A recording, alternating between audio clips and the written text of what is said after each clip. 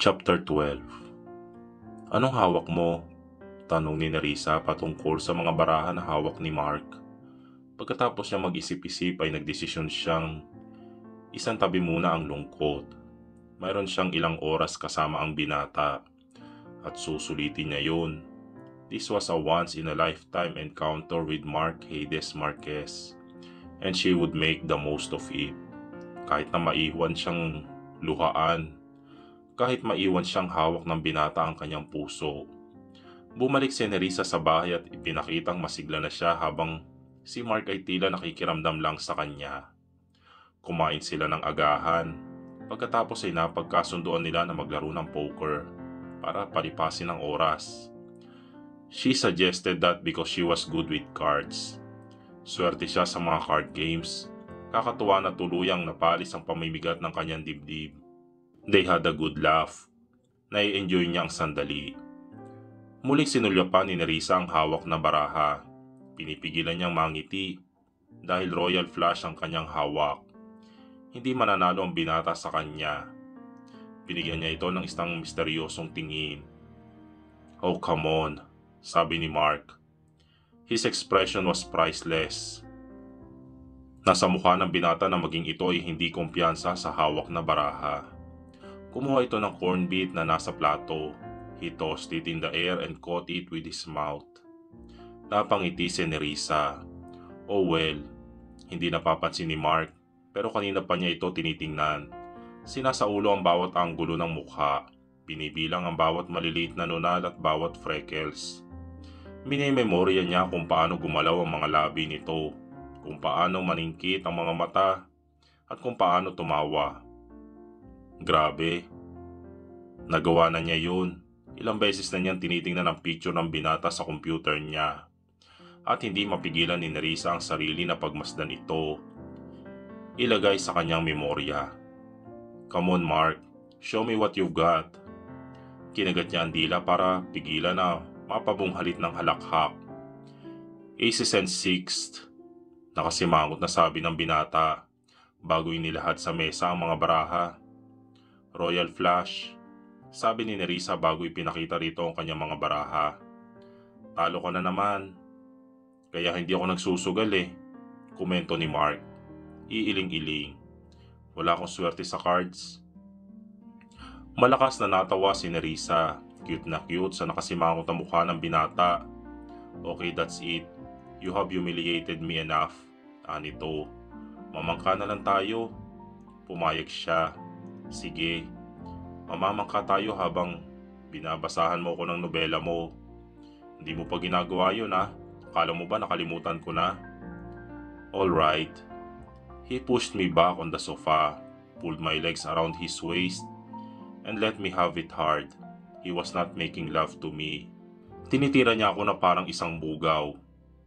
At tinatrato niya ako na parang isang bugaw. Pagbasa ni Nerissa sa manuscript na nakita nakaipit sa laptop bag niya. Nasa dagat na sila, nakasakay sa bangka.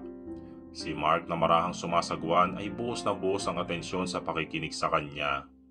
Siguro ay dahil puno ng emosyon na binabasa niya ang manuscript na parabang ramdam talaga niya pinagdadaanan ng bida. I know he was punishing me. Punishing me for ruining his life. Punishing me for loving him. Nagkibit balikat si Nerissa sa kalihim na bumuntong hininga.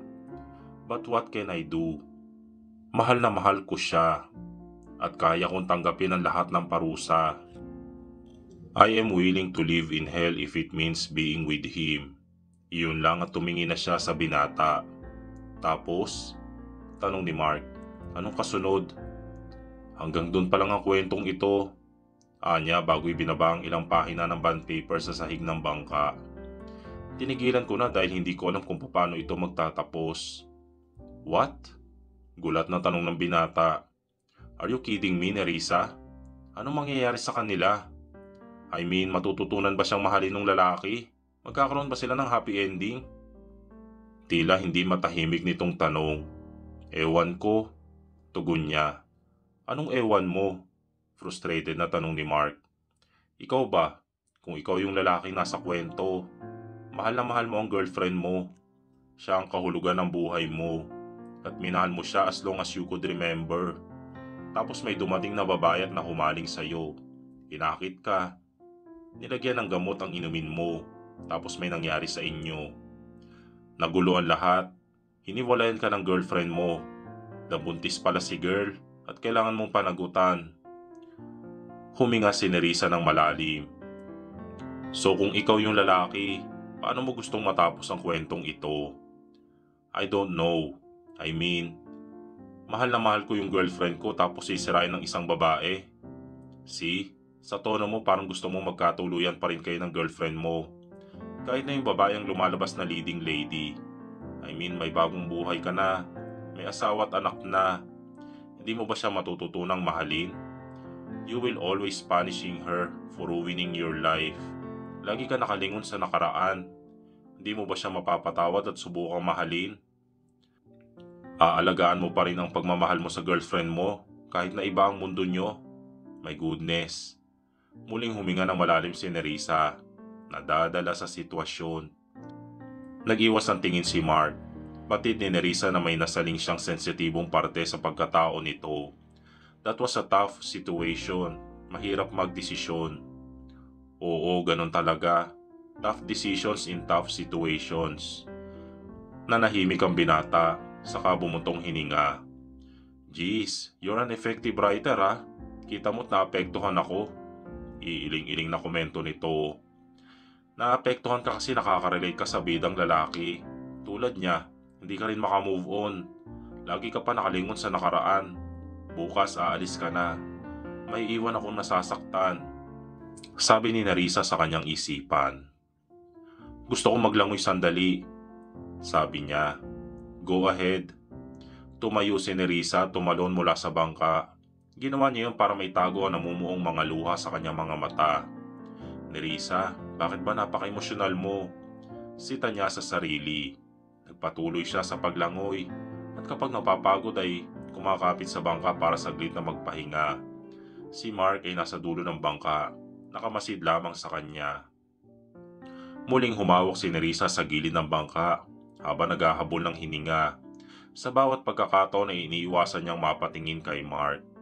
Nerissa, anito. Kaswal na tiningnan niya ang binata. Yes. Tumayo si Mark sa lumipat sa gitna ng bangka. Sa tapat kung saan siya nangungunyapit, bumuntong hininga ito. Aalis na ako bukas. Pinilit niyang ngumiti. Umaktong kaswal. Alam ko, bukas ay matatapos na ang laro natin. There she said it. Are you sad? Kunwari ay tukso niya. Naging malikot ang mga mata ni Mark. Aren't you? Balik tanong nito. Yes, I'm sad. At hindi lang yun ang nararamdaman ko, Mark. Para kung sinasakal sa kaalamang aalis ka na. Iiwan mo na ako. Aalis ka na at may iwan akong nagmamahal. Pero hindi ko yun ipapakita sa iyo, Mark. Matapang akong pumasok sa larong ito. Matapang din akong lalabas. Hindi ako magiging talunan sa paningin mo. Sabi niya sa kanyang isip. Granted that I'm sad. Napipigilan ba no ng pag-alis mo? Risa, tila nahihirapang usal ni Mark. Ikiniyom nito ang kanang kamay at ipinatong doon ng noo na para bang may nagtatalong emosyon sa kalooban nito. Mark, ikinawit ni Risa ang isang kamay sa batok ng binata at nang magkaroon ng pagkakataon ay iniangat niya ang sarili sa tubig at hinagka ng mga labi nito. Sumagot sa halik si Mark na kahit nang bumalik na sa tubig ang katawan niya ay yumuko ito at hindi pinakawala ng kanyang mga labi. He kissed her lips sweetly. Malumanay pero may pag-angkin ang bawat hagod ng mga labi. Punta tayo doon. Anya ng mamata ng parola. Nasa may dagat iyon. Mataas at may viewing deck sa tuktok. Fulfill my fantasy, Mark, and make love to me up there for the last time. Sa tingin mo may mga tao kaya sa ibang beach house? Sa dalawang beach house na malapit dito? Tanong ni Nerissa na makakyat sila sa taas ng parola. Naghahabol siya ng hininga dahil talagang mataas ang parola na kanilang inakyat. Humawak siya sa railing at iginala ang paningin sa paligid. Wow, breathtaking. Niyakap siya ni Mark mula sa likuran. Ipinatong nito ang ulo sa kanyang balikat. Hindi ko alam. Natatawan tugon nito. Pero kung meron man, kailangan nilang gumamit ng telescope para mapanood tayo. Are you thrilled? Oh yes, she laughed. A liquefying heat flowed to the pit of her stomach until desire welled in it and heated her blood. They won't see us, lalo na kung dito tayo sa kabilang side ng parola. Anang binata at hinila siya sa kabilang panig ng parola. Nang naroon na ay agad siyang hinapit ni Mark. Ipinulupot ang mga braso sa kanyang baywang at hinapit siya papalapit sa katawan nito. You're an amazing woman. Nito. Tiningnan ang bawat parte ng kanyang mukha. Oh no, nangingiting iling ni Nerissa. Hindi mo ako kilala. We never had the chance to know each other dahil ginugo lang natin ang bawat sandali sa may init na eksena. Siya na ang kusang umapuhap sa mga labi ni Mark para hindi na matuloy ang usapang iyon. This is the last round of the game. Make it memorable, Mark. Itutuloy.